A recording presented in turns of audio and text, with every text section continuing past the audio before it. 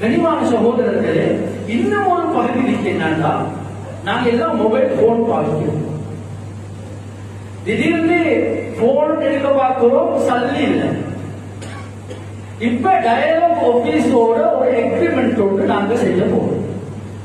ஏன்னா ஒரு இலக்கம் ஒன்று இருக்கிறது, அடிச்சா உடனடியாக லோன் என்ற பெயர்ல ஒரு 40 ரூபாய் வரும், அல்லது 60 ரூபாய் வரும், அல்லது அது பழைய சினிமாக இருந்தா சில நேரத்தில் ஒரு 80 ரூபாய் எங்களுக்காக எழுதி லோனாக தருவாங்க, கடனாக தருவாங்க.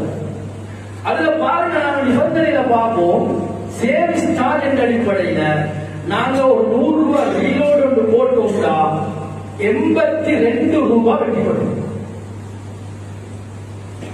இப்ப நாங்க நேர்மிச்சமாக கட்டக்கூடிய இந்த 2 ரூபாய் வட்டியா இல்லையா, இதுதான் பிரச்சனை. சிக்கல்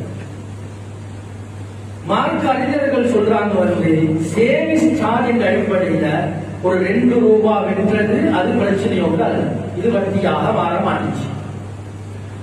ஆனா நான் நல்லா விளைக்கொள்ளணும், ஒரு கிழமை ஒரு அவகாசம் தராங்க, ஒரு 7 நாள் தாண்டி 8வது நாள் தாண்டக்கூடிய நேரத்தில் சேவிங்ஸ் சார்ஜ் 3 ரூபாவாக மாறுது. 2 கிழமை நாங்க சல்லி போடாட்டி அது அப்படியே 5 ரூபாவாக மாறுது சேவிங்ஸ் சார்ஜ்.